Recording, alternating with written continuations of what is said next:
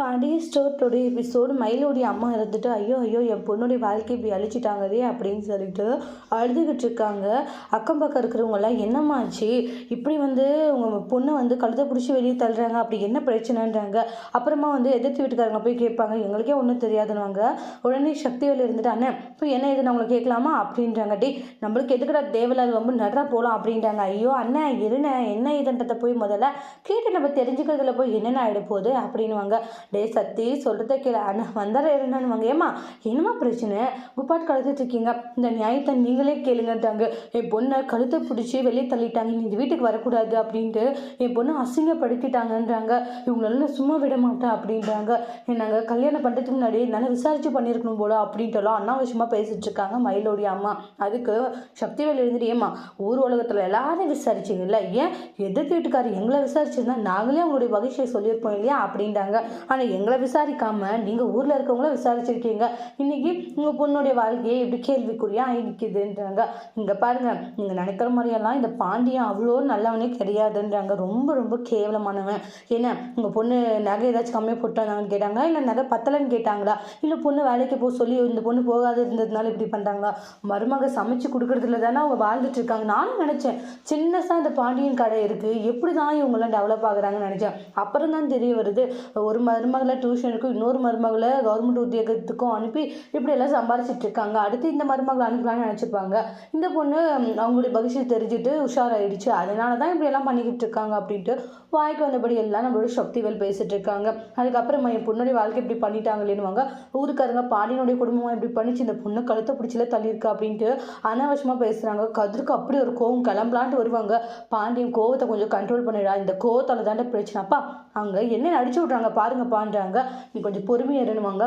சக்திவேல் பாண்டியனை ரொம்ப அசிங்கமாக பேசுகிறாங்க, இப்படி பட்டவனால விடக்கூடாது, போலீஸ் கம்ப்ளைண்ட் கொடுத்து உள்ள தள்ளிடலான்னு குமார் சொல்லிட்டு இருக்காங்க. அதுக்கு சக்தி ஆமாடா இதுதான் சரியான விஷயம்னுவாங்க. இங்கே பாருங்கம்மா கவலைப்படாதீங்க, போலீஸ் கம்ப்ளைண்ட் கொடுத்துட்டா அவங்க முட்டிக்கு முட்டிக்கு தட்டி இழுத்துட்டு போயிடுவாங்க.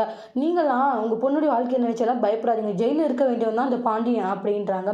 அப்போ பாண்டியன் கோவம் வருது, கதவை திறந்து வெளியே நிற்கிறாங்க. ஒரு இதுக்கு ரோஷத்துக்கு ஒன்றும் ஒரு இது இல்லை, நிற்கிறான் பாரு அப்படின்ற மாதிரி சொல்லவும் பாண்டியன் ஓங்கி சக்திவேலோடைய நெஞ்சிலே மிதிக்கிறாங்க. அப்படி கீழே விழுந்துருவாங்க. எல்லாருமே பாண்டியன் கிட்ட சண்டைக்கு வந்துடுவாங்க. முச்சல் பாண்டியன் அடிக்க வரவும் இப்போ அவங்க பசங்களை தடுத்துருவாங்க. என்ன என்ன எங்கள் அப்பா அடிக்க வரீங்க, சக்திவேலை உங்கள் அப்பா எது கெட்டி வதிச்சோம் அப்படின்றாங்க. இங்கே பாரு பாண்டியா, இதுதான் லாஸ்ட் வார்னிங், இனிமேல் என் தம்பி அடிக்கிற வேலை வச்சுக்க கூடாதுன்னுவாங்க. அதுக்கு கோமதி இருந்துட்டு அப்படியா உன் தம்பி அடிச்சிட்டானே, இங்கே பாரு நீ முதல்ல உன் தம்பி கிட்ட சொல்லி வை, நாங்கள் எங்கள் பாடம் சிவனையும் இருந்தோம், எங்களுடைய குடும்ப விஷயம் நாங்கள் என்னவோ பண்ணிக்கிட்டு போகிறோம், ஆனால் எங்களுடைய குடும்ப விஷயத்தில் இவர் ஏன் மூக்கம் நுழைச்சாருன்றாங்க. இவர் மூக்கம் நுழைஞ்சதுனால தான் இவ்வளோ பிரச்சனைன்றாங்க. எங்களுடைய குடும்ப விஷயத்தில் 1000 இருக்குன்றாங்க. 1000 இருக்குமா, எங்கள் அப்பா கிட்டே வரீங்கன்னு சொல்லிட்டு இந்த இடத்துல குமார் ஒரு பக்கம் ஆர்கியூமெண்ட் பண்ணுறாங்க. அப்போ தான் ஐயோ சாமி கையை எடுத்து கும்பிட்ற, இந்த பிரச்சனையை விட்டுருங்க அப்படின்னு சொல்லிட்டு இது பண்ணுறாங்க.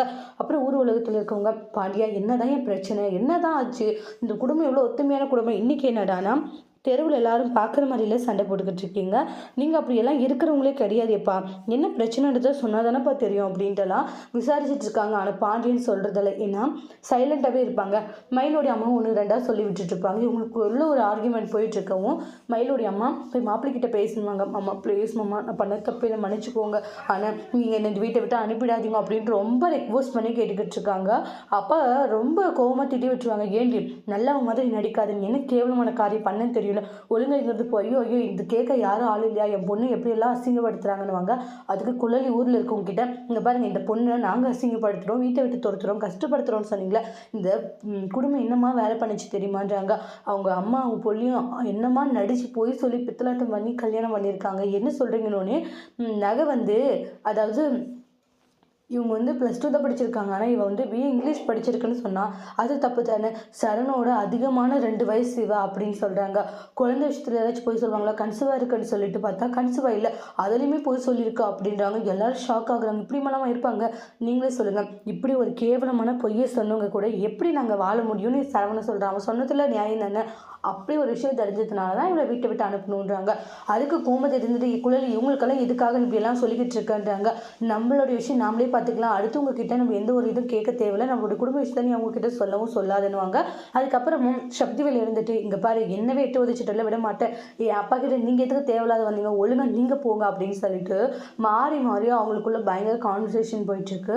முத்துவேல் இருந்துட்டு சக்தி அப்பவே சொன்ன இல்லை கேட்டியடா அப்படின்றாங்க. பாண்டியனுடைய இதை நினச்சி எல்லாம் ஊர் உலகத்தில் எல்லாம் ஃபீல் பண்ணிட்டு இருக்காங்க. மயில இருந்துட்டு ஏமா யாராச்சும் இந்த மாதிரி விஷயத்துலலாம் போய் சொல்லுவாங்க, அப்படி போய் சொல்லி கல்யாணம் பண்ணிட்டு வந்திருக்கேமா அப்படின்றாங்க.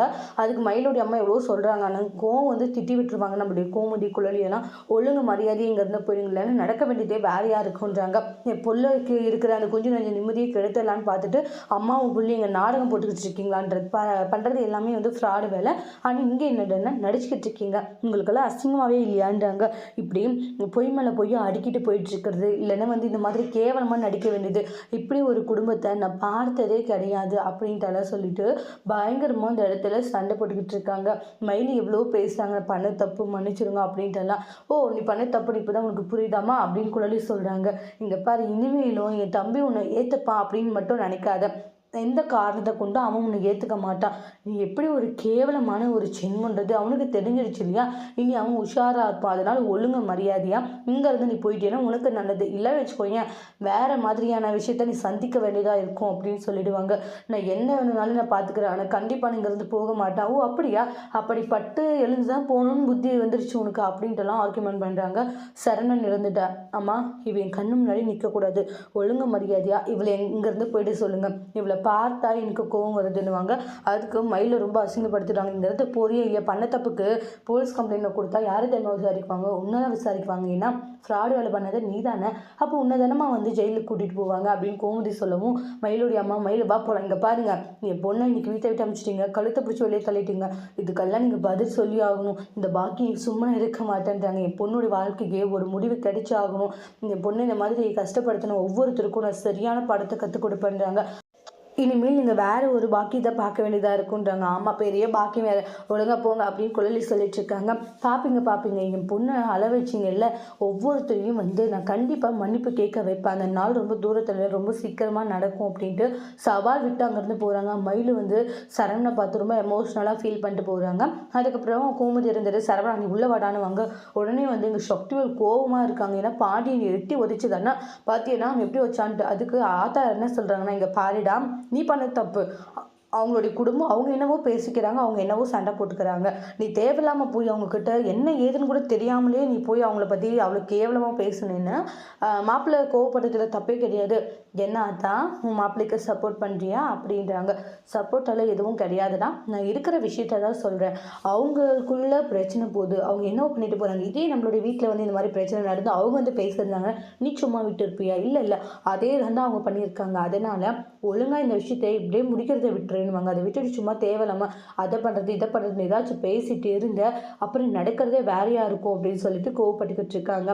உடனே வந்து இல்லாதா சும்மா விட மாட்டாங்க, பாண்டியனை சும்மா விட மாட்டேன், என்னவே வந்து கழுத்து எட்டு உதச்சிட்டான் இல்லையா, கண்டிப்பாக வந்து நான் யாருன்னு தான் அவனுக்கு காட்டுவேன் அப்படின்றாங்க. டே இப்படி சும்மா தேவையில்லாமல் மாறி மாறி நீங்கள் பேசிட்டு பிரச்சனை பண்ணிட்டு இருக்கிறது இதெல்லாம் தேவையில்லாதடா சக்தி, நீ ஏன்டா சைலண்டாக இருக்க மாட்டேங்கிற, நான் சைலண்டாக இருக்க மாட்டேங்கன்னா நான் எட்டு உதச்சிட்டான்ல, என்னை இந்த நிலைமைக்கு ஆளாக்கிட்டான்ல, நான் அவனை சும்மா விட மாட்டேன்ட்டு. அதுக்கு முத்துவேல் இருந்துட்டு டே சக்தி நீ பண்ண தப்பு தானே, அவங்க பாட்டுக்கு அவங்க என்னவோ பண்ணிட்டு போகிறான்னு விட்டுருக்கு, நீ போய் பேசி அவங்களை கேவலப்படுத்தினாலும் எட்டு வச்சாங்க, ஆத்தா சொல்கிறது தான் உண்மை, இந்த விஷயத்தை இதோடு விட்டு நீ அவங்களுடைய விஷயத்துக்கு நம்ம போக வேண்டாம் அப்படின்னு சொல்லிட்டு முத்துவேல் போயிடுவாங்க.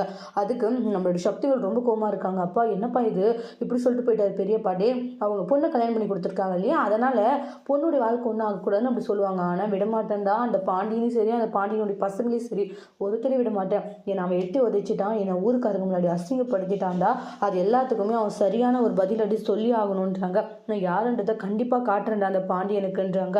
ஆமாப்பா உன்னை எட்டி உதைச்சது எனக்கே ரொம்ப கஷ்டமாக போயிடுச்சுப்பான்றாங்க. டே ஆமாட குமார் விடவே கூடாது அப்படின்னு சொல்லிட்டு ரொம்ப கோவமாக இருக்காங்க. இப்போ சரவணை உள்ளே கூட்டிகிட்டு போயிடுவாங்க. எல்லாம் நடந்த விஷயங்களை கோமதி யோசிக்கிறாங்க, நம்மளுடைய குடும்பம் எப்படியெல்லாம் இருக்க வேண்டிய குடும்பம், ஒரு காலத்தில் எவ்வளோ சந்தோஷமாலாம் இருந்தோம், ஆனால் இன்னைக்கு இப்போ எல்லாரும் ஊரே பார்த்து நம்மளுக்கு பரிதாபப்படுற மாதிரி ஆயிடுச்சு அப்படின்னுவாங்க. சரவணன் அழுகிறாங்கப்பா, எல்லாம் என்னால் தானேப்பா மன்னிச்சிருங்கப்பா, டேய் சரவணா, உன்னால் இல்லைடா, அப்பா உனக்கு ஒரு நல்ல ஒரு வாழ்க்கையை தேர்ந்தெடுத்து கொடுக்க முடியல, எல்லாம் நான் பண்ண தப்பு தாண்டா அப்படின்னு ஃபீல் பண்ணுறாங்க. உன்னுடைய வாழ்க்கையை நானே இப்படி கேள்விக்குறியா ஆகிடுவேனாடா அப்படின்றாங்க. என்னை மன்னிச்சிடா சரவணா, நான் பண்ண தப்பு தான். நீ பார்த்து நீ காதலிச்ச பொண்ணவே கல்யாணம் பண்ணி வச்சுருக்கணும் போல, தப்பாக வந்து நான் முடிவெடுத்துடணும் அப்படின்ட்டு எல்லாம் ஃபீல் பண்ணுறாங்க. அதெல்லாம் ஒன்றும் இல்லைப்பா அப்படின்றாங்க. என்னை மன்னிச்சிடா சரவணா, உனக்கு ஒரு நல்ல ஒரு வாழ்க்கை துணியை நான் அமைச்சு கொடுக்காம ஒரு அப்பனா போயிட்டேனே அப்படின்ட்டு பாண்டியன் ஃபீல் பண்ணி அழுதுட்டு இருக்காங்க. பார்த்த கோமதியுமே ஃபீல் பண்ணுறாங்க.